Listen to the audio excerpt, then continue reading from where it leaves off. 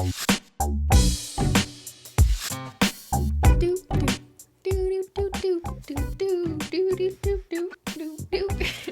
what's up? Hello, everyone, and welcome back to another episode of SimplyPodLogical, a simply nailogical podcast. Hello. Cristine may have just set a new world record. We just thought everyone should know. If you just saw the last Simply Nailogical video, Cristine bench pressed 500 bottles of nail polish. It's like, how much do you lift? 500. 500 bottles of nail polish. New PR. It's a personal record. I'm very proud of it. And yeah, go check out that video on my main channel if you haven't seen that already. It's very exciting times in my life in the basement. So we did an episode early on in the podcast about fitness and health more generally. Mm-hmm. But yeah, I think a lot of people don't realize how into weightlifting you've gotten in the last 2 or 3 years. So we thought this might be a good opportunity, everyone having just seen you lift a bunch of nail polish, to actually have like a more specific conversation about weightlifting, what it's like to be a woman into weightlifting, questions about your routine, your PRs, if it was intimidating at first, all that sort of stuff. And I totally understand that not everyone is interested in this topic. I know it's a niche thing and that it's probably a little like random seeming. You're like, what? Nail polish lady likes to lift weights in her basement? But those of you who follow me closely on Instagram stories or Snapchat may have seen me post some of this stuff, so maybe you're a bit familiar, but I'm not sure if all of our podcast listeners and viewers are that aware that weightlifting is something I've done for over 2 years now, including during home quarantine, which has been going on since last March, so almost a year. And I've been trying to keep up with my weightlifting, but at home. So don't have all the same machines, but maybe we'll get into some of that. And just so Ben mentioned we had a podcast already on like working out and, you know, how we've changed our lifestyle and whatever since we've gotten older and had to worry. But we haven't done like an update to that since the world changed and now people have less access to gyms. Like personally, I have not been back to the gym since this all happened. And so I know there's a lot of people who are dealing with the same situation and maybe just aren't going to the gym, whether out of choice or because they can't because they're closed. So maybe this podcast will be a little bit for the more current situation we're dealing with. So I asked people on the usual channels for questions about weightlifting. So let's just jump right into it. Okay. All right, first one from Amber Pask. What was it like walking into a gym for the first time? It's one of the excuses I make for not joining a gym. I feel like it would be scary. It is scary. Was it walking into a gym for the first time? You remember the feeling? Well, we started off slow. And that was the trick, I think. So the first time we started anything recently about weightlifting, Ben and I went to see a trainer in like a small gym and we got like a personal session just with this guy and just to learn the basics. So there wasn't really many people around at first. But then when we wanted to move up, let's say, and explore like a real, like a gym, a chain of gyms, that was very scary to walk into, and there was no way I could do it alone, if I'm being completely honest. I only went with Ben for the first few months. And I had a trainer who helped me like get more comfortable with the equipment and learn how to use it, and personally like so I didn't feel like I was an idiot not knowing how to use equipment. And I totally understand that feeling and being intimidated because you're around a bunch of people who presumably know what they're doing. But I think that's kind of a misconception because if you actually pay attention and look around, not every single person in a gym is some like expert, right? There's a lot of like, let's just say regular people who aren't professionals.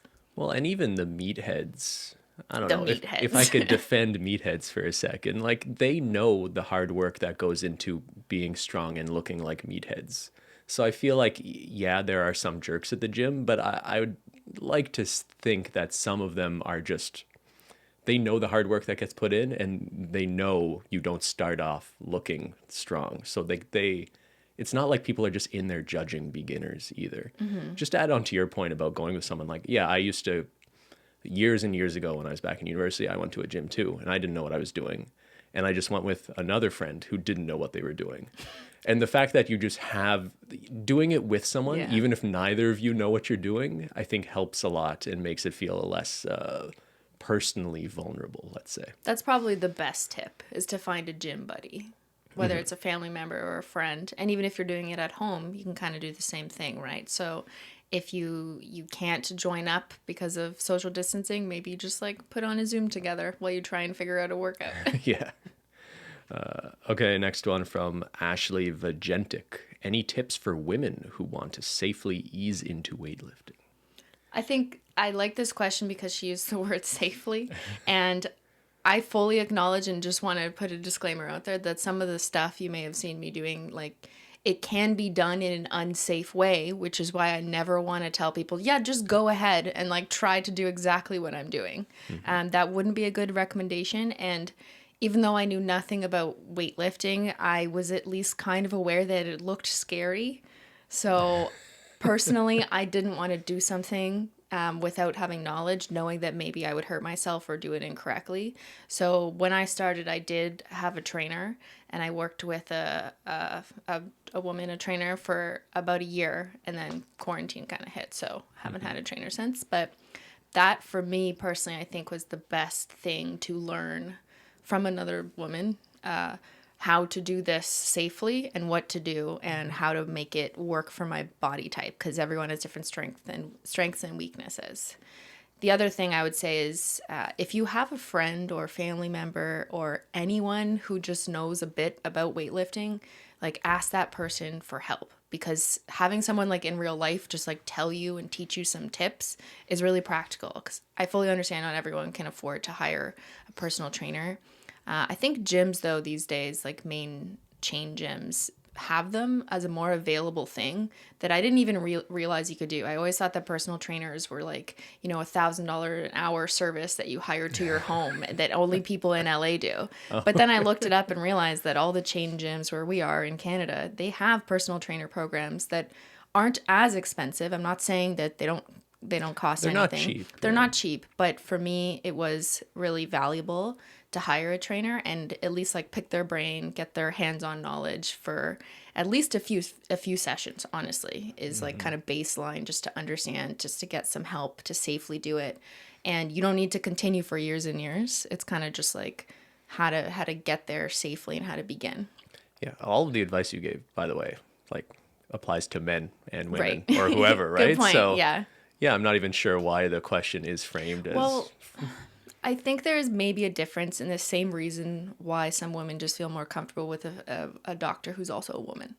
So maybe you just feel like, well, this is a woman who understands, I don't know, my body type as another woman. So I'd rather have someone like that teach me. And also, maybe you're just insecure about having a man like point to muscles on your butt or something like that, which I completely understand. Like, and we shouldn't laugh that off, because I felt kind of weird about that too. And I just personally wanted to work with another woman. And I don't say that to like discriminate against male trainers. Like I also see value in that too. I don't know. But when I was first starting out, I just felt like it was just more comfortable for me to start learning. And it's okay if you feel that way too. Okay. Next one from Manikaxo. Do you plan your own workout or do you have a trainer? Like, are you following a plan or just doing whatever you feel like doing at this point? Whatever I feel like doing now. When I started, I had a trainer, and I found that very valuable because she really taught me some of the basics and key things about form, which is very important to not hurt yourself. Yeah. But then once I couldn't have a trainer anymore because of quarantine, I just kind of used that as an opportunity to play around with what I had learned, and also learn a bit more from like Instagram influencers and people on YouTube, and kind of take a combination of what I'd learned from a trainer in real life with what I'm seeing people do on the internet in terms of making things amenable to a home workout environment, because that's what I was working with at home. You know, using resistance bands now to do like lower body stuff. May not have been stuff I did in a gym, but now I'm figuring it out, and I'm using fitness influencers on the internet to help me. I think having like a very rigid plan to follow probably matters for some people more than others. And like, so for me, for example, if there's not a rigid plan I'm following, it's easy to just like fall out of a routine, for example. So sometimes it helps to, even if you have the knowledge and like, so you know what you're doing, you know the fundamentals of how to set up like a split for like, I should work out 4 days a week and these are the muscle groups I have to do. I find just having a more specific plan makes it easier to stick to that plan, I would say. That's a good point. I think it really depends on the person. But yeah, you have a program that you follow for the most part, right? Mostly. But do you have like on Monday I do this, on Wednesday I do this? So I do actually. Like I have Monday and Thursday are lower body days, and then like Monday I'd be deadlifting, Thursday lower body would be squat, and then Wednesday and Saturday are usually my upper body days where I'll bench or pull ups or chin ups, and I kind of swap them in and out just to account for like your muscles being tired, etc. So I do have a plan, but I would say that my accessory movements, that's like the not as hard stuff you do in the second half of your weight training, I'd like to change those up. I know you're not always supposed to, like you should stick to the same so you can overload in a progressive way, like do a little bit heavier every time or do more reps. But I kind of just like having fun with it and trying something new. And if I find a move I just really like, then maybe I just do that every time. I don't think that's unusual at all. Like a lot of people stick to the main compound lifts, like this is the day I deadlift, but then for whatever accessories for that muscle group, they'll switch it up. Really, I feel like I've heard mixed things, and that's the thing. Like you hear different people who are dead set on different methods and strategies, and I think the important thing is just what do you like doing? Yeah, what are you actually going to do? Yeah. Like I really like hip thrusts, and we'll probably do them on every lower body day, just because I like them. For me, I have like 5 set workouts of muscle groups I like doing.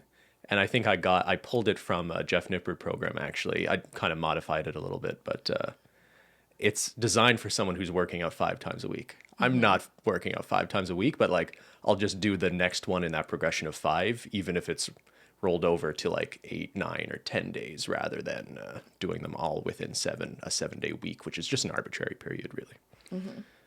All right, next one from Bethany Midwest ASMR. How far do you think you could carry Ben in some kind of escape situation? Could you carry him a mile to safety, or would you leave him behind? I would never leave him behind. A mile? We're not talking a kilometer. We're talking a mile. Wait, how far is a mile in kilometers? 65 miles an hour is like 120 kilometers, right? It's like okay, it's somewhere like twice as far as a kilometer. Really? How far could you carry me? Forget the conversion. That's a good question. Haven't I picked you up once or twice? I've tried picking you up in like kind of a squat, like a front-loaded squat. That's probably not the best way to. Like, could you carry me over your shoulder? Do you think, like the fireman? I mean, I don't think I could just like whip you over my shoulder, but if you went into like a piggyback motion. Yeah, but probably carry you. If this is an emergency situation, let's say there's a fire, I'm unconscious. So you're dead weight? Yeah, I'm dead weight. Could you really drag me out of the house? I could drag you. Just down the stairs, thump, thump, I feel thump. like picking you up and whipping you over my shoulder would probably like crink my back because I would be doing it like asymmetrically. Like I'd probably fling you over one side, and that would not be good for my back or my posture. Well, like, can you deadlift more than my body weight? I'm like 185, 190. Actually, yes, I can. Yeah, I can. Yeah. But I guess I'm not as easy to lift as a bar. Yeah. So in theory, if Ben was a bar, I could pick him up for a few seconds, squeeze my glutes, and then drop him. Maybe. I would never leave you behind, though. Oh, thank you. I would do everything I can to drag you out of that I building. would want you to save yourself. But I would be able to save you, too. I think I would. Oh, okay. Yeah. I've been training. I believe in you. From Christina G. Did either of you watch any particular YouTubers when you first started weight training, and how did you know to start with weights, or was it trial and error to find what you liked doing? I didn't start with weights, actually. I started with yoga. Yeah. Remember? Like 3 or 4 years ago, I started doing yoga in this room. Yeah, this room used to be a gym. Before we had a podcast, this was a yoga room because it's just like an extra bedroom in our house. So yeah.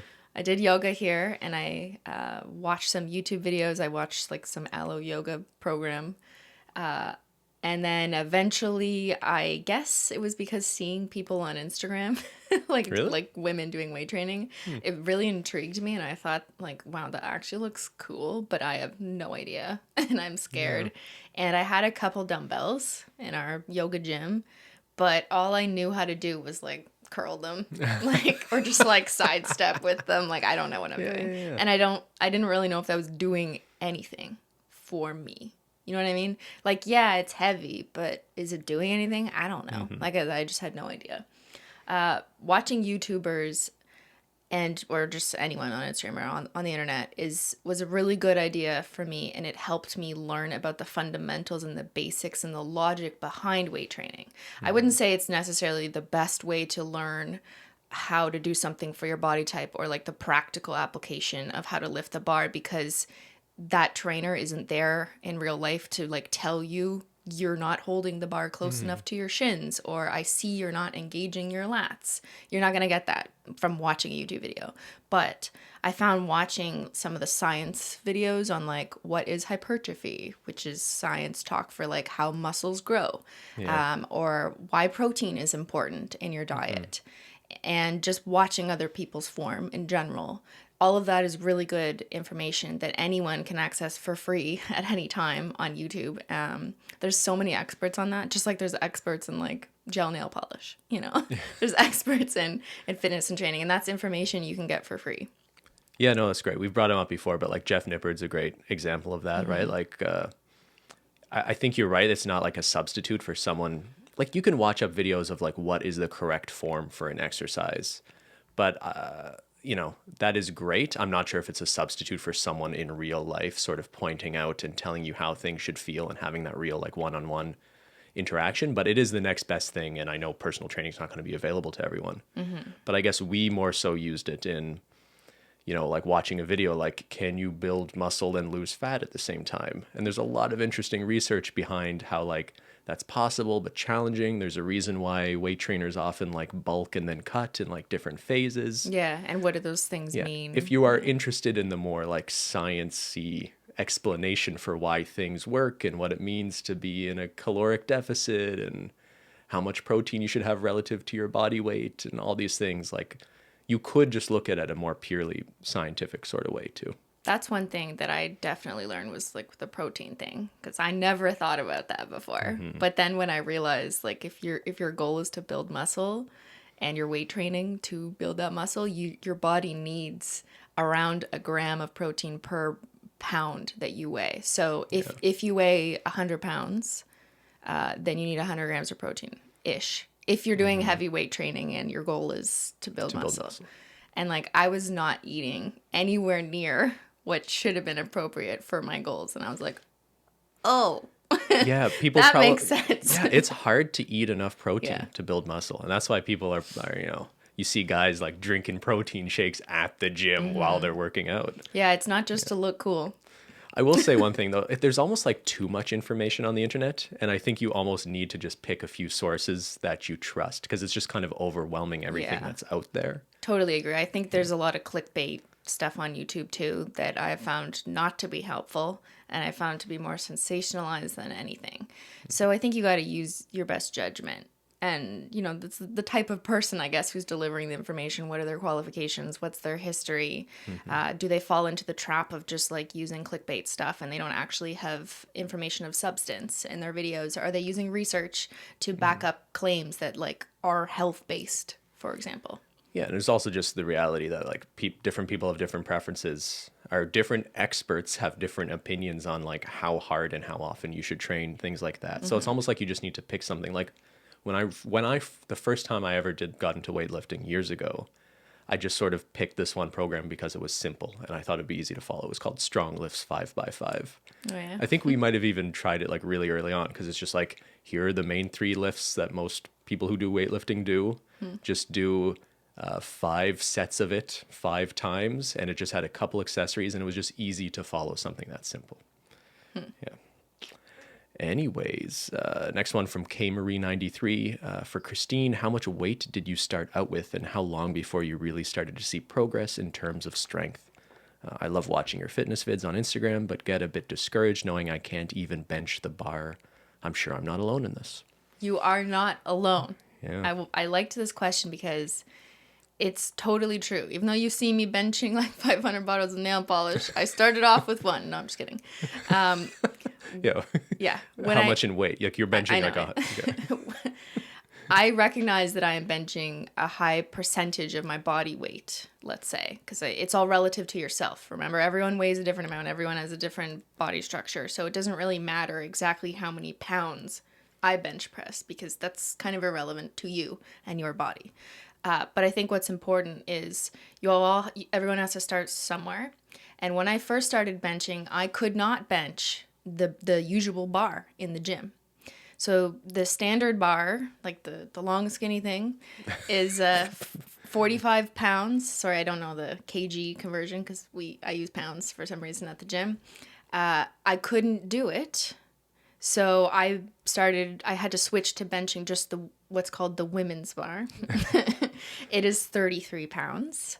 And that's where I started. So I started with the smaller than average bar because that's what my body was capable of. So I totally get the feeling of like, I'm not good enough. Oh, I have to take the women's bar. Like, what is this? It's like inferior bar. It almost felt like I had to do. But with time, eventually you're going to get stronger. Like that's the kind of the beauty of this is that you have to start at the bottom. But if you keep going, you will get stronger. You will bench that men's bar or standard bar. You will start adding plates and you will move up, assuming you don't injure yourself or hurt yourself, etc. But that's kind of amazing. So it's okay that you're going to be, feeling a bit insecure and like you're not good enough, but you have to start. And that progress you make early on, like you should enjoy it because it just gets harder and harder to progress that quickly, right? And some of the most rewarding times when I think back, at least anecdotally, and you probably share this opinion, is like when you hit those early thresholds of starting to feel stronger, right? Mm-hmm. And it doesn't matter if you're starting with like light dumbbells and you can't even do the women's bar. It doesn't matter. Like the effort, people are too fixated on just a number. How many pounds? Yeah, exactly. Yeah, especially early on. I think maybe the healthier thing is because we look at pounds or kilograms and you look at someone else's post and you go, oh my God, she can bench 100 pounds. I can only bench like 30. Don't do that. I think what's more important is take the sum of the dumbbells that maybe you're benching. Maybe it's like 20 pounds. And what is the percent of that of your body weight? So maybe it's 20, 30, 40%. And then over time, calculate how much higher that percent of your body weight that you're benching or lifting in whatever way is getting. Because that's a percentage no one else is really putting out there. So you're less inclined to compare your progress or your status, let's say, to other people. And it's a number that's really only for you. So I started benching what's 33? I don't really want to say my body weight here, but a low percent is what I was capable of. And I've now moved up to around 80% of my body weight is what I bench. But that progression from, 20 or 30% to 80, it was a number that was only for me. You know what I mean? So it's not comparing yourself to other people. You're only in competition with yourself. And I don't even see it like a competition. I see it more like an improvement. It makes you feel good, and you're only going to get stronger. No one goes down. I mean, unless you stop lifting. Or hurt yourself. Or hurt yourself, yeah. All right, from Simply's Little Sock, how has closing of gyms back in March affected your workout routine? Ooh, yeah. I feel really bad for the world, but just this totally destroyed some people's habits because when you associate going to the gym with like doing your fitness and feeling good about yourself, and then all of a sudden that's taken away from you, that paired with the fact that you're living in a pandemic and just constantly worrying about your job, your health, your friends, your family, can totally take a toll on people. So I understand that maybe even figuring out how to work out at home wasn't your first priority.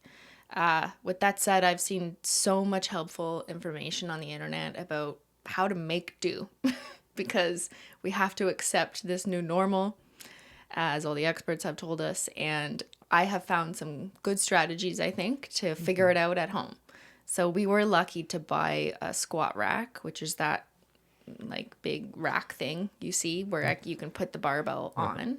But we also had some dumbbells. And I think the biggest, most accessible thing that anyone can get, and it's not that heavy, is resistance bands. So those bands you see me using to do a pull-up, or I'll put them around my legs and do like different moves like that. Those have been a really good substitute rather than nothing, because they're designed to put resistance on your body, which kind of simulates having like weights, like you're working against the weight of the band. So that will help you keep up that like muscle work, let's say, in short of having, a leg press machine. But I guess we're lucky. We scrambled early on. We didn't know how long this would last. So I think we got like the last squat rack I could find at like some fitness depot location here in Ottawa. Yeah. And it was crazy. You could tell people they were like out of dumbbells entirely.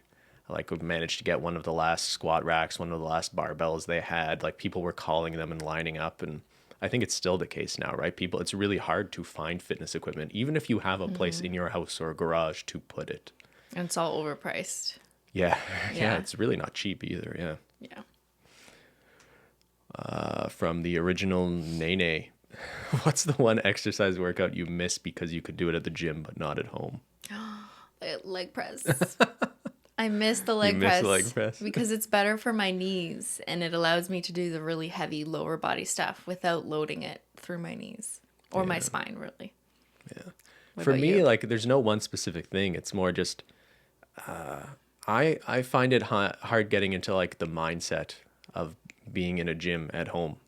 Going to the gym was a good way of like, you can't make excuses. You were there to do that specific thing and you're going to do it. Whereas at home you can get distracted fairly easily, right? So, and like, I don't really like deadlifting at home. Why? Because it's like afraid of the nail polish going to break on the wall? Well, it's like, it's a lot of weight. I don't want to be dropping it on our basement floors, even though we put down pads. And I don't know, maybe it's just an excuse in my own head. I think it's an excuse. But I really associate like being in that gym space with doing certain types of workouts and exercises. So yeah, I agree with you. Yeah. And I think the next question is about that. Oh, from Taz Williams, how do you stay motivated working out at home? I'm really struggling because I find it so much easier in a gym environment. Yeah, okay. I can't as easily block out the negative thoughts while working out from home. Thank you for inspiring me to keep going with my fitness goals. Thank you, Taz. I have one practical tip for this that I found has really helped me. And I have two.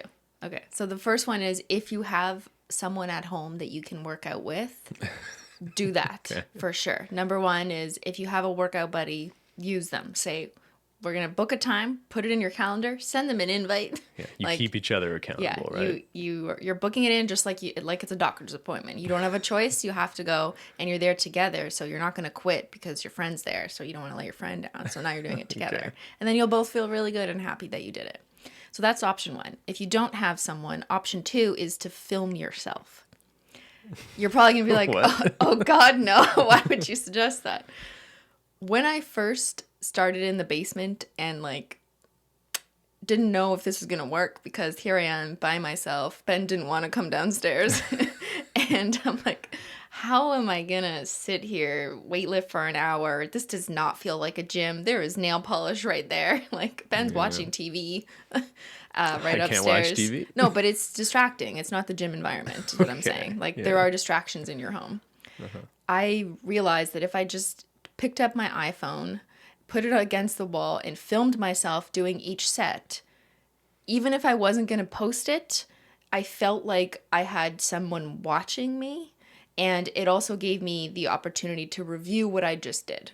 So not only did it feel like I got to do it because my phone is watching me, secondly, when I looked back at the footage, I'd be like, that was a good set. Good job, me. Or your back was not looking perfect on that one. You need to correct that for next time. So it's actually a practical tool for other reasons.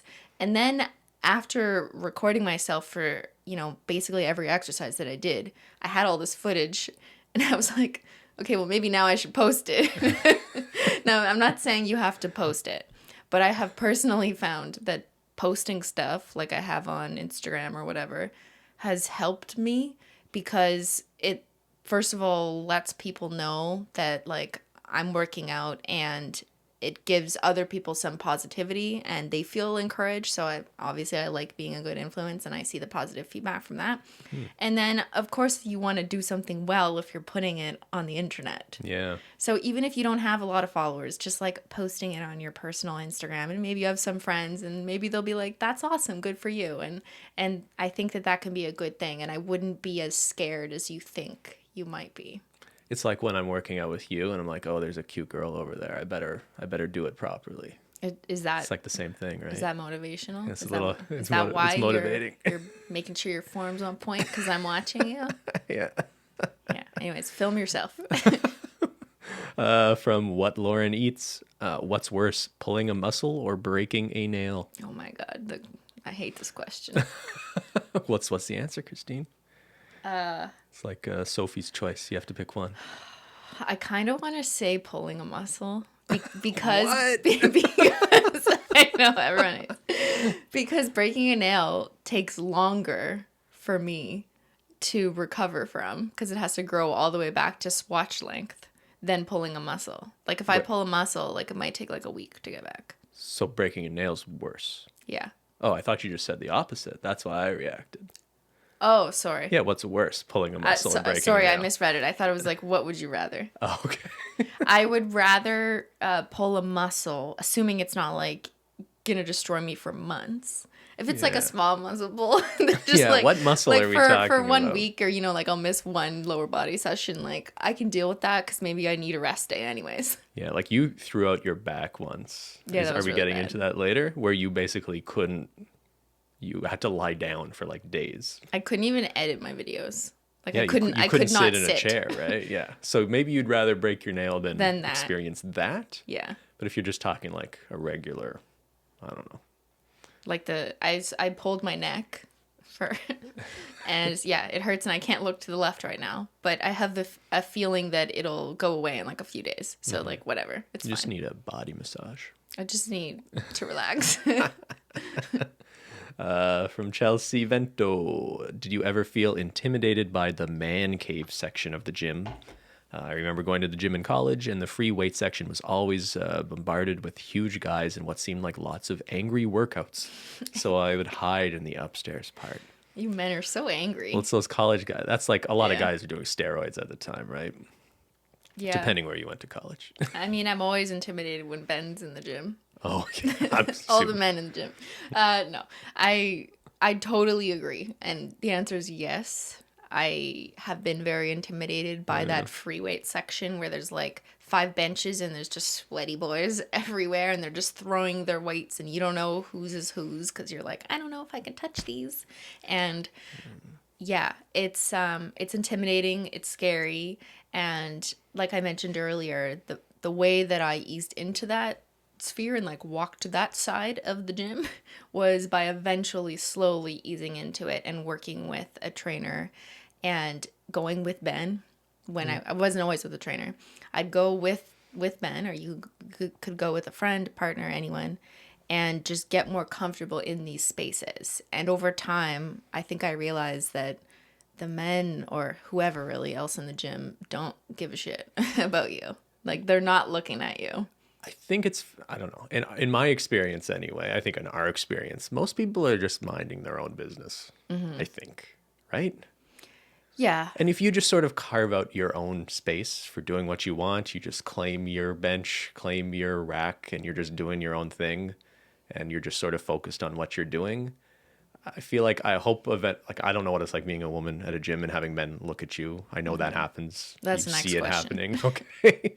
But I just want to agree with Ben's point. I think that's a really good practical point, is to carve out a space for yourself. So like find a free bench, grab all the weights that you know that you need, like check whatever it is you're going to do that day and bring it to your space and just try and use that space. And then you can feel more comfortable. Maybe it's in the corner. I used to do that. I notice sometimes women would do that. They'd literally take stuff to the corner. And I'm not saying you should have to do that. You should not have to do that. But if that's how you want to start and just how you feel more comfortable, do whatever it is that makes you feel more comfortable. All right, next one. Did you ever get unwanted help from men when you were lifting in the gym? As a woman, I found it so annoying when men offer to help me lift my weights back onto the rack when I'm done with my reps. I want to get stronger, but find it rude when a man comes along and assumes I need their help. Wondering if you have any tips for this. It's putting me off lifting in the gym. Don't help me. Well, has this happened to you actually? So personally, no. Okay. I haven't had a man come up to me and be like, "Do you need help with that, honey?" But I have absolutely seen this or heard of this behavior from like other women who've experienced this. So I totally acknowledge that this has absolutely happened. I think that my responses to these kind of things are a little biased in the sense that I think we just live in a more, I don't know, like respectable community. I just feel... I think we were going to a gym that was pretty nice. Yeah. That is maybe less likely to have weirdos. I don't know if I'm just lucky or what it is, or I just have not come across this, but I've never encountered someone being like this rude to me in real life. Comments on the internet, that's a whole other story. But in real life, I've never had like this kind of encounter. Is it, I'm not playing devil's advocate, but I just want to understand as a guy in the gym who has seen people, let's take gender out of it for a sec, actually. I once saw a guy deadlifting and he was doing it like, I'm not an expert, but like I could tell he was doing it so wrong. I was shocked he wasn't just hurting himself badly. And there's a moment in my mind where like, do I say something to this guy or is that just kind of condescending? And I guess I would have thought that whether he was a man or a woman, right? So like, is there ever, like I understand like she's just saying she's putting her weights back and some guy's like, oh, that looks too heavy for you. Yeah. That guy's just a jerk, right? But I guess there seems to be this huge sensitivity to men approaching women at the gym at all. Like we were working out there once and we were trying to pull weights off a bar that had a lot of weight on it. And a guy just sort of like nodded at us and goes like, hey, like, here's a trick. If you just like roll the bar onto a much smaller plate, it makes it much easier to pull plates off. And I guess we'd just never seen that before. That was totally cool. There's nothing condescending about that. Sometimes people in the gym are just trying to be helpful with other people too, right? Absolutely. And I remember that trick and I've posted that trick on Instagram since. Yeah. But I agree that sometimes there's people who really just want to help in the gym. But I think from a woman's perspective, sometimes you maybe just have this feeling or this anticipation that anytime a guy is going to like come and tell you something, it's probably because he feels a certain way about you. And whether that's he wants to tell you you're not doing something good enough or he wants to be like the man and be like, I can help you.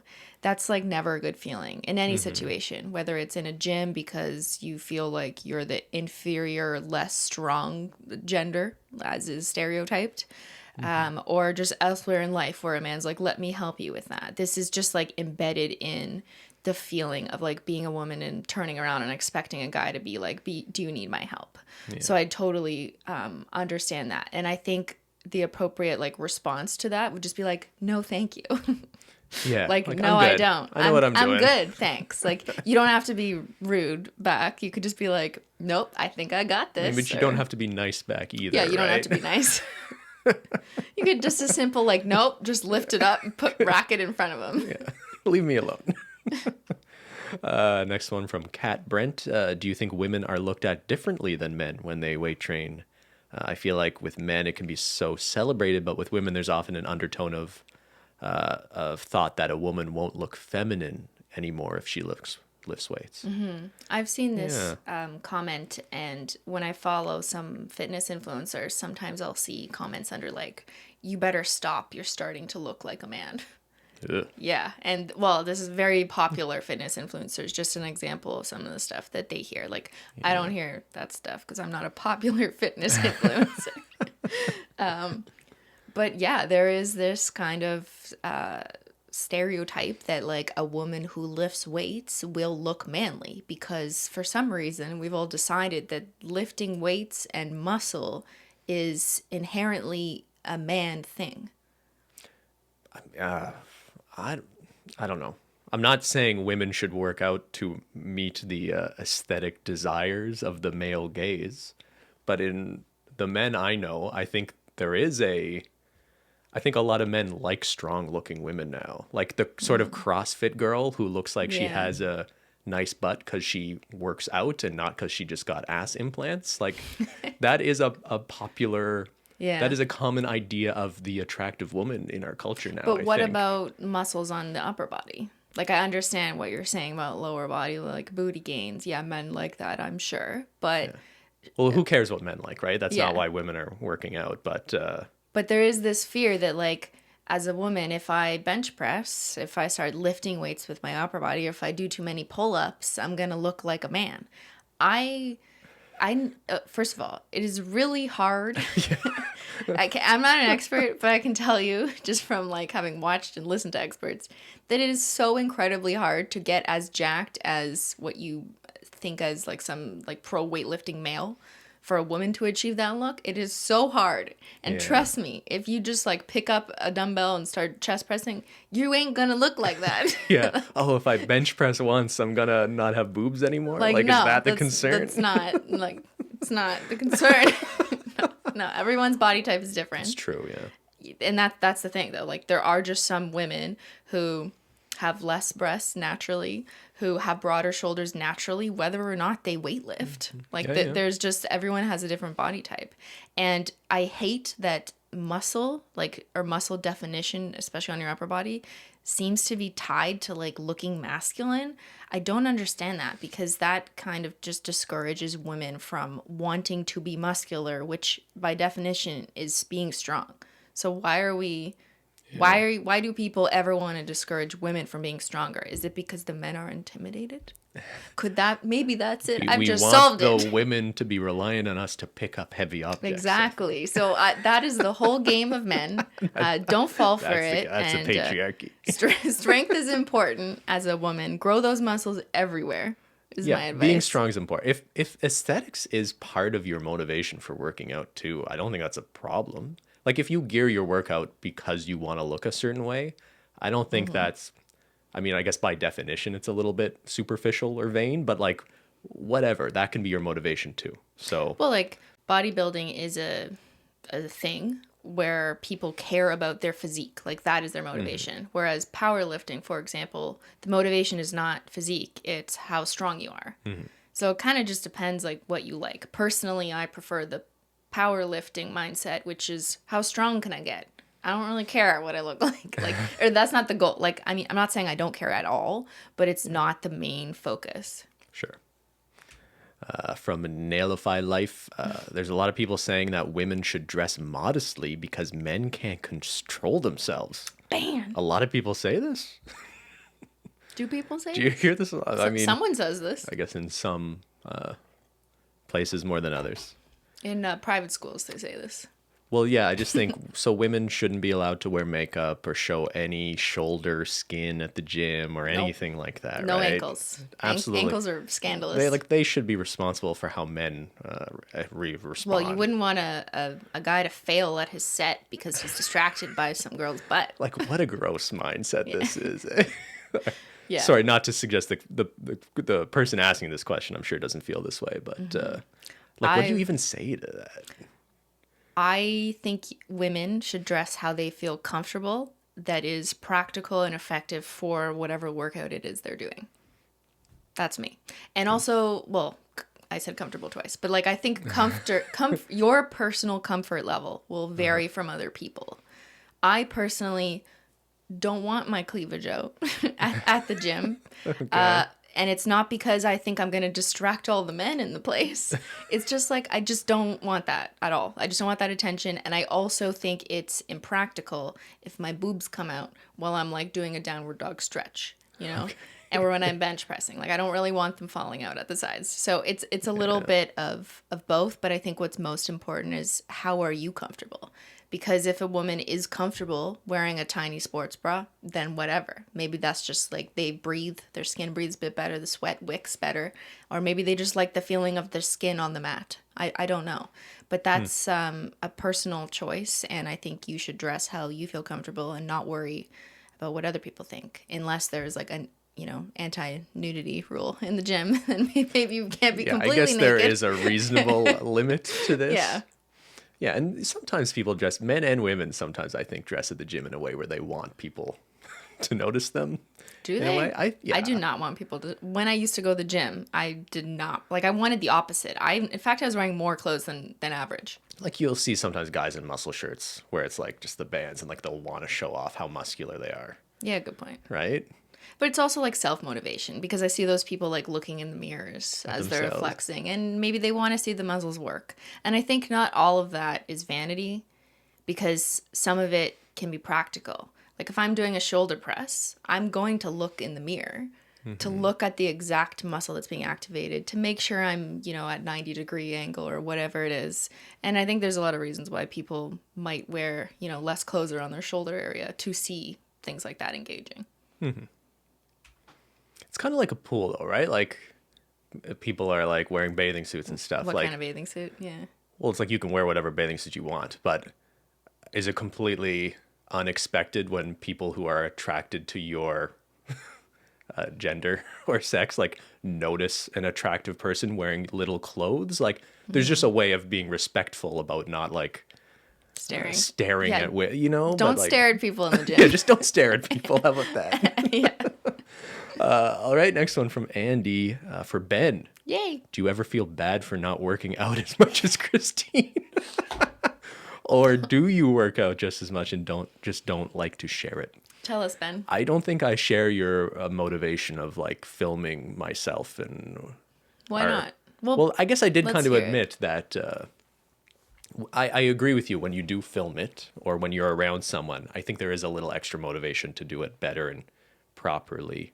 Mm-hmm. I think the main reason, I don't know if you'll like this, is that I think we have very different mindsets when we're in the gym. Like, you kind of get into like a party mode. You're really happy. You're playing like dance music. Me, I'd rather sort of, I'm a little more down here in terms of my mood. I don't particularly like working out as much as I like the results of doing it. So I just find it really strange when they're like bouncing around all happy and I'm over here. I'd rather be listening to like, just sort of heavy rock music and just like focusing on a lift, right? And you want to have like more fun in the gym. I just find like we're not the best gym buddies. What? I thought I'm hyping you up. You hype me up. Yeah. I know, because I know what you like in the gym. Ben, it's fun. I'm like telling him it's fun. It has to be fun. Yeah, I think we do have different workout styles, but you put up with me and mine. Yes, I do. But tell them, like, you do work out. Sure, you are definitely more dedicated, though. And you're the type of person, people know this about you, like when you're into something, you are really into something. Yeah, it's a problem. I'm more able to just be like... Casually into something. Casually into something. Into something. So, and then the other thing is filming. Mm-hmm. Like, I film myself quite frequently, and I post it on my secret Instagram account. Should I tell people? Very secret. No, they have to find it. You have to find it. I only found it very recently. Ben found it. Cristine's posting all these pictures of herself working out. I thought it was a fake account. Nope. You'll have to guess what it's named. It's very original, very predictable. Yeah. But you don't like to film as much. Why is that? Because I actually think that's a good question, and maybe I was wrong in suggesting that people should film themselves to help motivate them. So if you don't like it, I don't want to put myself out there for, comments and stuff either. I'm comfortable and confident in what I'm doing. I don't think I'd get anything out of it, really. I don't know. I don't think I have a good answer to this. So it's about posting on the internet, which is why you wouldn't. I have taken footage of myself before to watch back to see, like, is my form good? Mm-hmm. But there's no voice in my head saying I should post that on the internet. Because you don't want to put it out to other people. Yeah. Well, I just don't care to, Mm-hmm. Okay. No, I'm just wanted to know from that perspective, because that's one I didn't consider in my last response about posting stuff on the internet, right? Because some people may feel the same as you. Yeah, I don't know if it would or wouldn't be motivating. I think like a BenFit account could be pretty motivating. Oh yeah, me having a fitness account. Yeah, I would watch. I would follow. From Jenny Rice, does Ben like working out with you? Tell us, Ben. I think we sort of touched on it. I'm happy to work out with you, and you're happy to work out with me. Like spot you when you need spotting and things like that. Best type man ever. Oh, thank you. But yeah, I think we have different plans and stuff we follow. Like sometimes you'll come when I'm working out and you'll sort of do what my workout looks like a little bit more. Yeah, it's fun. Which is fine. Change something up. I don't mind that. And then we're listening to like my music and my... See? So sometimes I follow Ben's workout. That's right. Ben's rules. And then other times we're like dancing like me in between sets. All right, moving on. From Witch Bitch. Oh, I thought I blocked you. Does Cristine have a big strength goal you want to achieve? Are you working towards being strong enough to bench Ben? Any strength goals right now? I know you've had some in the past. Do you want to give us a bit of a... Yeah, I had, I think strength goals are amazing for your physical health, but mostly like your mental health, because that goal over anything about what you look like, honestly, is the best thing you can do for your mental health, I think, personally. Okay. Like, who cares if I am 100 and whatever pounds or have a waist of whatever inches? You know what I do care about, though? Can I lift 500 bottles of nail polish? Like that to me. Oh yeah. that was my goal. What a normal goal. I much exceeded that goal. I thought I was going to bench like 300 nail polishes, taking into account the wavering instability. Could you give us a real goal? Okay, a real goal was when I started home quarantine workouts, if you recall, I said that I better be able to do a real, like 100% true pull-up, full range of motion, no cheating, proper pull-up by the end of quarantine. I said that when I thought quarantine would be like 4 months. Okay. And now I can do like 2 or 3. Yeah. So that was a strength goal that is very specific, that was really challenging and hard to accomplish when I like set that goal, because I was still working with a pretty heavy resistance band to like help ease me up towards the bar. But I reached that goal. And then I think once you reach a goal, you set new goals, and that's kind of the fun part. So I may have some goals now, like I want to bench my body weight. Really? But that's such a big, like that's going to take a while. That's a lot. Because like Ben said, the whole phase. Sorry, I don't mean that's a lot, but that's like it is a lot. A ambitious goal for anyone. It's probably like it's not even a realistic goal. Like it will take a lot of time and dedication to get there, and honestly, like weightlifting is not my job, or it is not something I have all the time in the world to dedicate to. I think you could get there if you had, like, if you took all the time to properly change your routine and optimize everything for that specific goal. But I think it's going to take me longer because, like, I'm not doing that, and because I just can't. I don't have all the time to do that. But it could be possible. But the problem is like Ben said earlier, when you start weight training, you can move up really quickly in terms of results. But once it's been like 2 years or whatever, or you've been lifting for a few years, it takes a lot more time and effort to like hit those much larger goals. So I think it's going to be a while. Like if I'm only benching 80% of my body weight now, it's going to be a while before I can bench my own body weight. It depends on the person. Like these goals are very kind of arbitrary in a way, right? Like I guess, like, what is the motivation you're drawing in that? Is it just like fun. The idea of that sounds really cool, so you can work towards it? That's it. Okay, like, I just think it would be cool to be able to say I can bench myself. I can already deadlift Ben. I can hip thrust Ben. There's no way I'm ever benching Ben. That's not happening. Okay. But I would love to bench myself. Yeah. I guess I used to be way more inclined to think of things this way. Like, I used to really think about how much I could bench and wanting to just bench a higher number.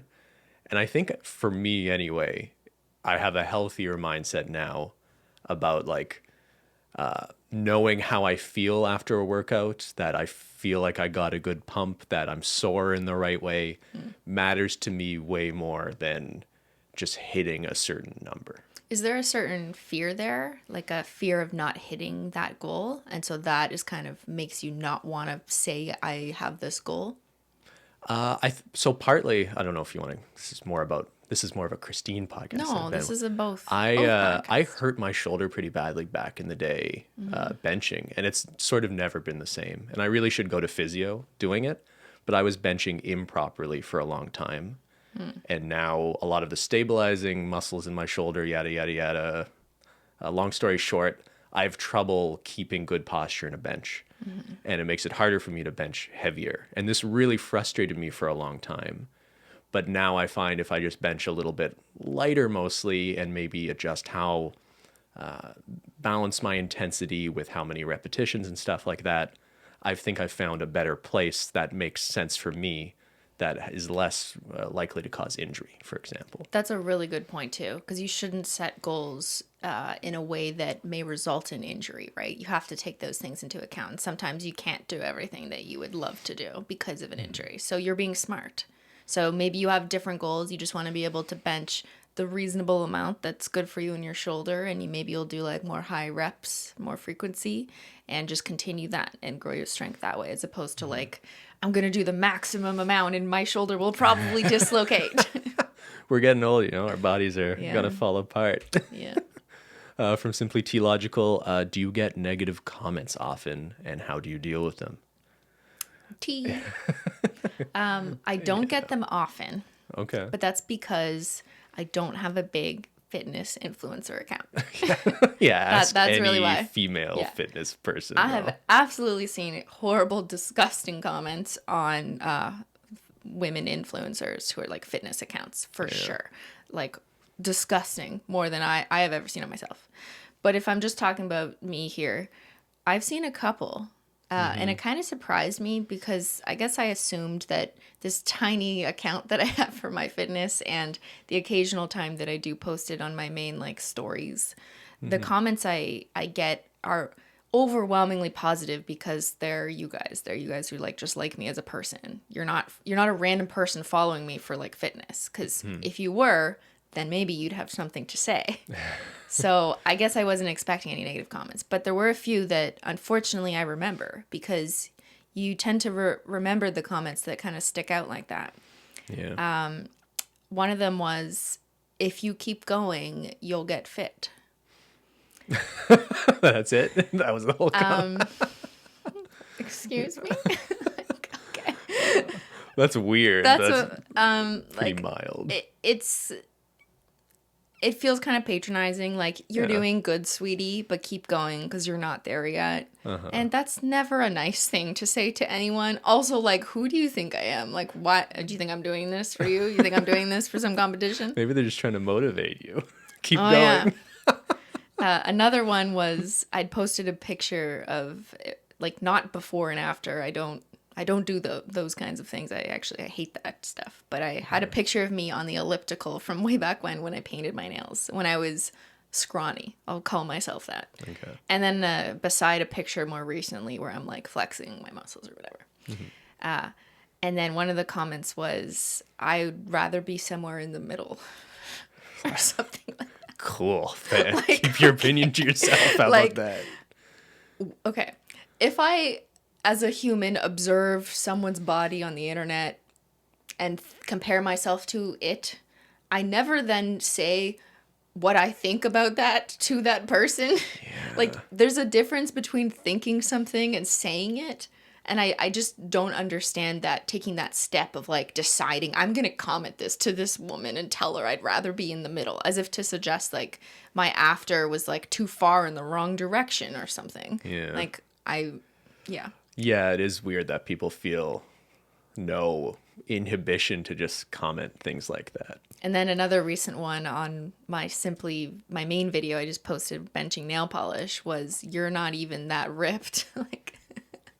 Like you don't even. Did you say you were that ripped? Well, I joked in the video, like the bag is as ripped as me.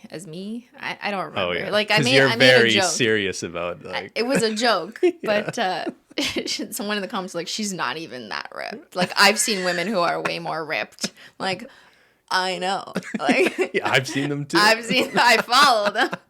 Like, I am not optimizing my fitness for physique, but like, I shouldn't have to explain myself. I guess like I don't even understand why people comment this, and I am just so grateful that I am in the mindset of they do not bother me. Do they stick out to me? Yes, because I'm not used to them. So they stick out to me. That's why I remember them. But do they make me change my actions and like self-esteem or perception of myself? No. I kind of laugh at them. And I guarantee you, if you go to the profile of any of these people, they're children. They're children, Yeah. or they are like, if I were to compare myself to them, like they are not my goal. Do you know what I mean? Okay. So, yeah, like there aren't like some successful bodybuilders going around YouTube commenting on women's bodies. Imagine Jeff Nippard was like, "That's not good enough." I would die. I'd be like, "Teach me." No. Oh, that's funny. Yeah. Okay, from Brinny, how do you deal with other people's judgments and unwarranted opinions on your health and lifting? I guess so. It's not just about mean comments, right? Like I know you get a lot of comments on people like commenting on like form or technique. Do you get that? You get that sometimes. Oh, all the time. With my bench press. Yeah. Oh my God. It's like the new yellow nails comment. I bench with an arched back. And anyone who's done powerlifting bench press knows this is normal. Yeah. But if you haven't done this and you have no knowledge, for some reason you feel there are people who feel compelled to tell me I'm doing it wrong, even though they actually have no clue. Because like they learned in grade 8 gym class that you should have a flat back, I guess. People are bench pressing in grade 8 gym class. I don't know.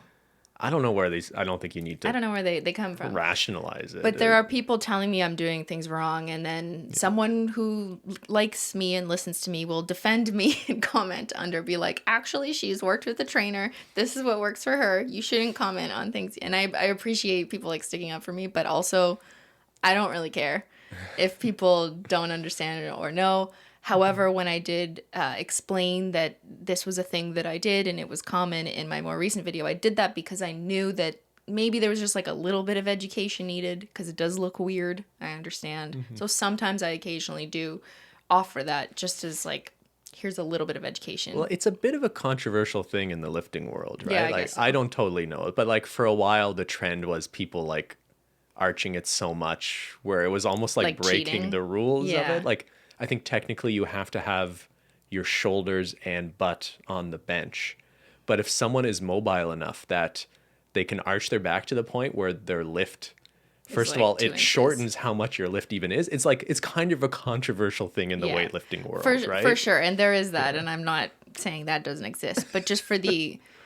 I am not in competitions. I'm not trying to do any of that, right? And I still have quite a long path from my chest to the full press. It's not like I'm like only end up lifting by like an inch. Like it's actually hard work when I still have to bench despite my arch. And clearly you're not hurting yourself doing it the way. Like there would be a way of hurting your back from doing it improperly. Correct. But people are just so confidently commenting on it when they have no idea what they're talking about. I think that's the main issue with this, right? Yeah, and I get comments on other things like other types of form, my deadlift or whatever, and people are telling me like, well, your back should be flatter, and there's all these things like people don't realize. Like I'm currently trying to straighten out my legs, and now I'm taller than average than I used to be relative to the bar, so that's causing some like adjustment periods for me. And like I don't have to explain all this, but there's just so many people who just feel inclined to say this to me, and that is a huge deterrent for people to post themselves on the internet because you get comments like this. And sometimes I'll sarcastically reply, kind of like I did in the early nail days when people told me I do something wrong, and I'm just like, you're right. I'm like, no. But someone told me like, you should watch your form because blah, blah, blah. And I commented back like, thank you. I will now watch my form. Like, Yes, thank you. I really needed you to a random person to help me out here. Yeah. Anyways, from Chelsea again, what do your macros look like? Christine, do you want to explain? My macro camera?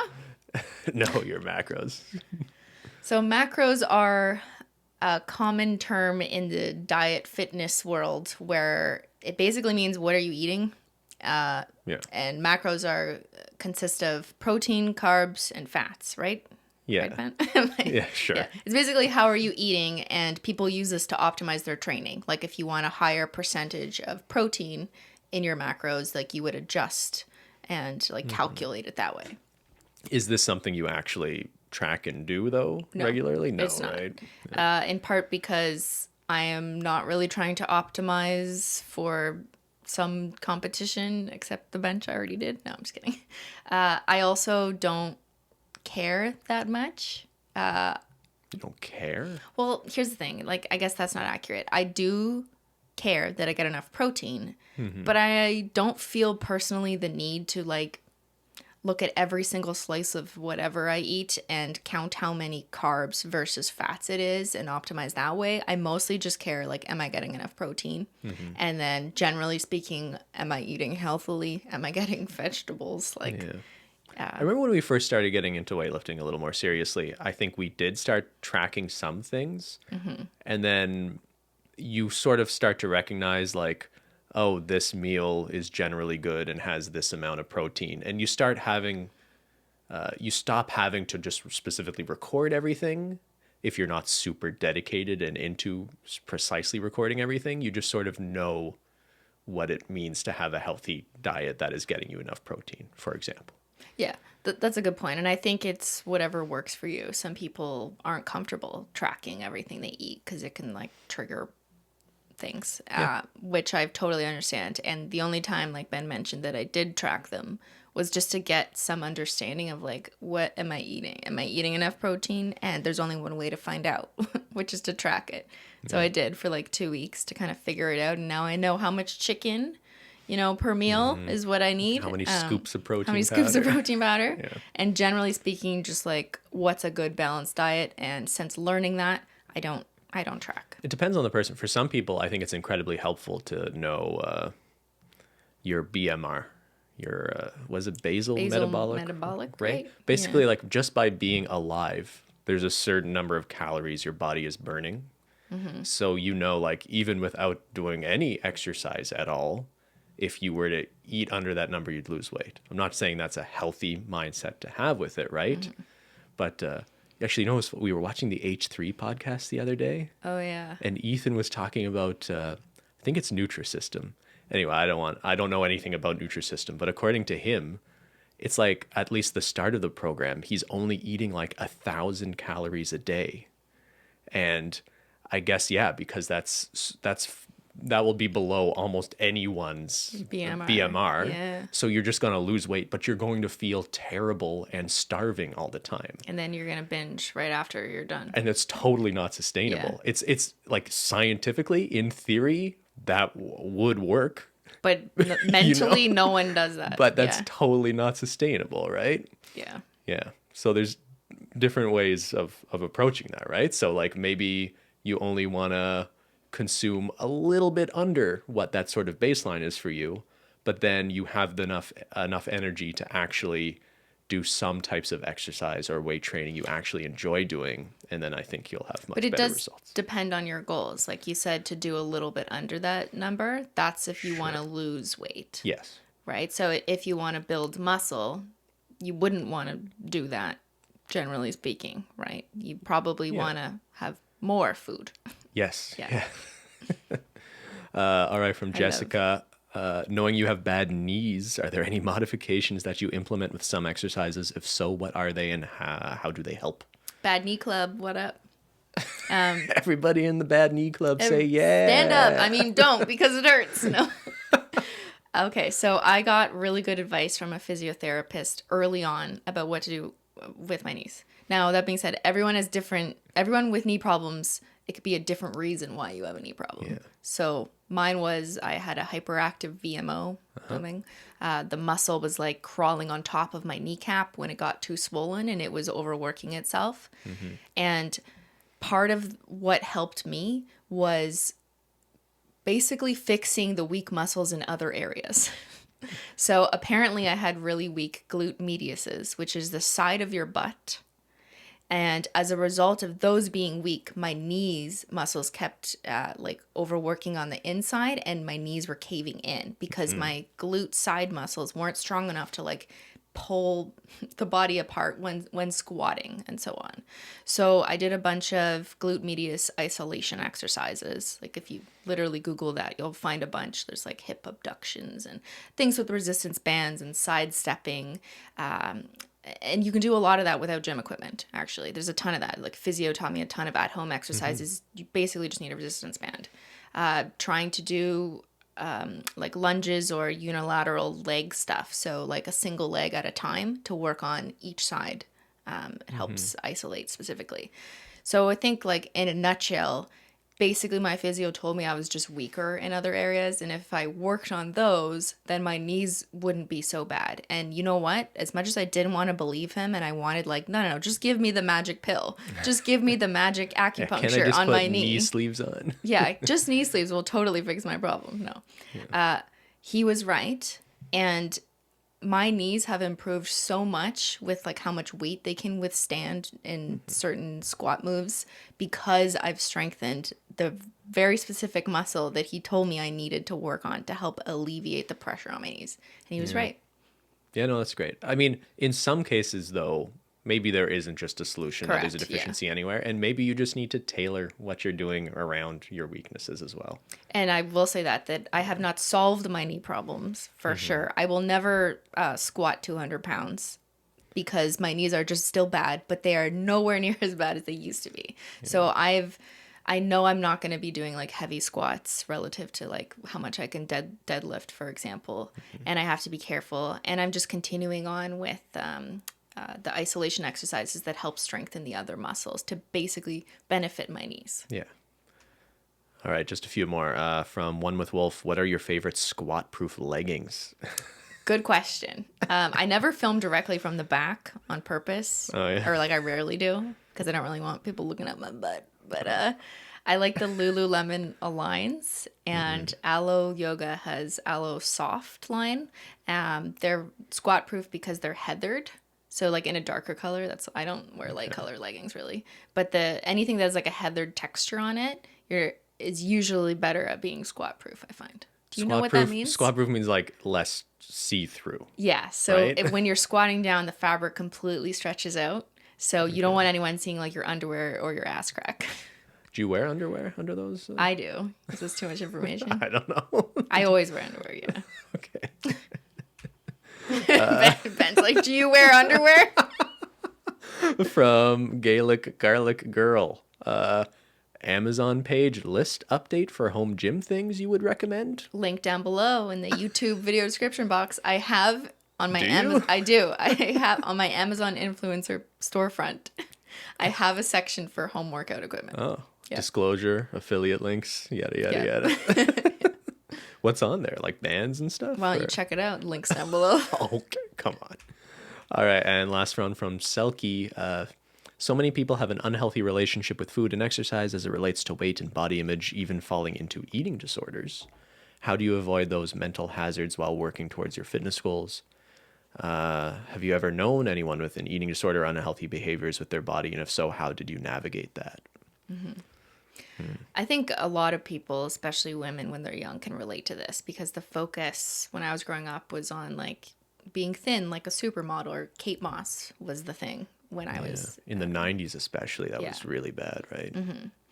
And it's really hard to untrain your brain from all of that. Even as a 32-year-old indoor lady, I sometimes like that's when I see something that reminds me of that, it kind of like triggers me into thinking of that logic I did have when I was a young woman. And it's taken me a long ass time to get over that. And I am so happy to have found weightlifting because that is an activity that is in a way kind of the opposite because it totally flips the focus from your physique or how you look to other people to your strength. And if you can just switch that mindset from caring about how small you are, how much you weigh, or will you fit into this dress, to how much am I lifting? Can I do a pull-up yet? Or can I beat my boyfriend at this? Just for example. There's other things that when I learned how to flip that mindset, it made so much of a difference to me because I stopped caring. Not that I was always cared. I don't mean that either. But I stopped thinking as much about like, will I ever look like her? She is so skinny. How do I lose weight? I stopped thinking about that. And instead it turned into, will I get to bench press this amount one day? Let me work towards that. And as a result, in weightlifting, yes, I have lost some fat. Yes, I have gained some muscle. And I guess objectively speaking, some people would say I look better now. I don't know. Maybe I'm just making that up. Except the one comment on my Instagram. But keep going. it comes with it. It comes with the sport, I guess, but it's not the motivation. And I think that's the most important point for me. It can be some people's motivation, physique in weightlifting, but I think if you're going for positive mental health and this is something that has affected you in particular negatively, then changing the goal to be strength-based as opposed to physique-based is going to be what makes the difference. Yeah, it's a tricky topic. We're not, experts. I want to be careful because I think you can have an unhealthy relationship in either direction. You see this with men, and it's not something that gets talked about a lot, but there are definitely men with types of dysmorphia that they never feel like they look strong enough either, right? Yeah. I think that's much less common than women going through feeling like they need to look a certain way and certain size and to be skinny. But it's really tough. I don't know how to escape the mindset of just wanting to be healthy for yourself rather than to look a certain way, I guess. I think you brought up a good point, though, and I shouldn't ignore the fact that it is possible to get carried away, let's say, or get into an unhealthy pattern with weightlifting too. Mm-hmm. Like, it's not like this is a safe place and that's it. Like, it depends on your mindset and how you use it. And if it's not working for you, if you're just obsessing in an unhealthy way and it's like ruining your life, then you need to get some help, right? And it's okay to ask for help with whatever it is. Yeah. I think for you, it's clear your mindset is much healthier in terms of getting stronger than it would be in terms of thinking about skinnier. Just losing weight. Yeah. And I've been lucky that I haven't been exposed to many comments about that. Like, people think as a public person that I'm probably exposed to lots of people criticizing my weight or whatever. And you do get that. I have gotten that in the past, but not as much as the average, influencer on the internet. Right? I don't know. I just don't think people care as much to hurt my feelings than other people. Thank you, guys, I guess. But yeah. You got to do what makes you happy, though, and figure out what is motivating for you in the most healthy way that will get you to a goal that you can feel good about physically and mentally. And mental health is so important. All right, apologies to Jeff Nippard. We were going to have him on today to talk about muscle adaptations and anabolic. Yeah. But we ran out of time. We went pretty long with this one, actually. Yeah, I'm sorry, guys, if you don't like this topic. No, I mean, people, I talked about Donkey Kong for an hour, I think people just like yeah, listening to someone talk about things they like, right? And clearly this is something you're really into. Yeah, I'm too into it. No, you have a healthy relationship with it. No, yeah, sorry. I was joking. Like, I like it. I didn't even mention this. I only do weightlifting 3 to 4 times a week. I'm not doing it every day. I should have mentioned that too. I think you kind of suggested at the start. You had that 4-day split, right? Yeah. But it's fun.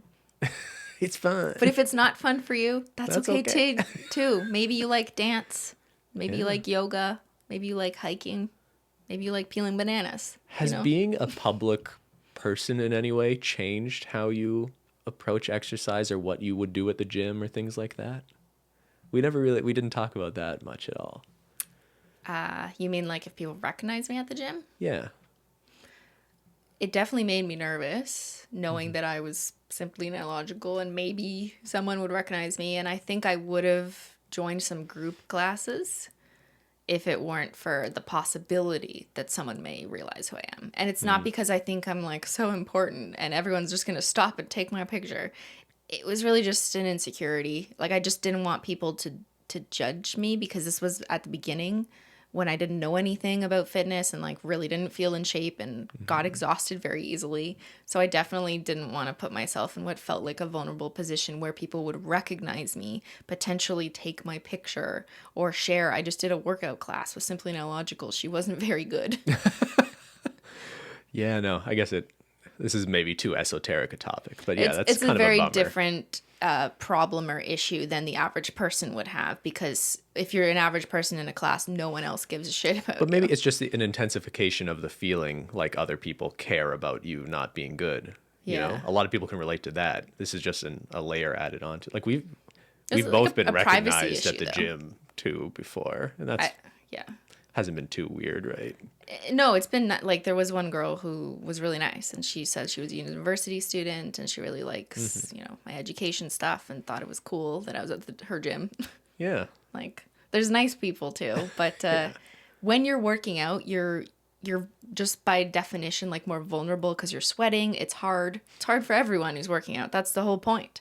So no one really wants other people around judging them or taking their picture, whether you're famous or not, right? Sure. Like, you're just like, leave me alone.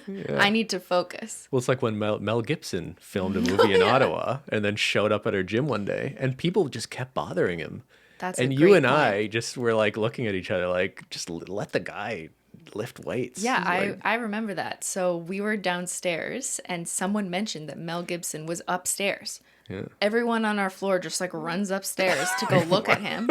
And me and Ben are like, we're not gonna. He's not a here zoo animal. He's here for a reason. Like, he's training. Let him be. Yeah, it was Yeah, pretty that was bizarre. weird. But also, it made me happy in the fact that I now have some appreciation and respect for people who have some level of fame, and like, they're just trying to do whatever they're trying to do to get things done, right? Yeah. And it made me kind of grateful to have the experience that we've had, being on the internet and having people know who we are, because I understood in a way. I mean, not Mel Gibson level, but to some extent, I understood that, like, he probably doesn't want a bunch of people coming up and staring at him as he's bench pressing. Yeah. You know what's funny? Someone came up to me once and just asked me a bunch of questions about Sophia. What? I'm like, At the gym? yeah. When? She's like, what's Sophia like? I'm like, she's That's nice. so mean. Anyway, thank you so much for tuning in. Yeah. We'll see you next Taco Tuesday. Yeah. Anything else to add, Christine? I was just trying to think, what's next week? I don't know. It's gonna be an exciting weekend. That's dreamy. for sure. We'll see you in your So dreams. All right. Thanks so much for watching. We'll see y'all later. See y'all later. Bye.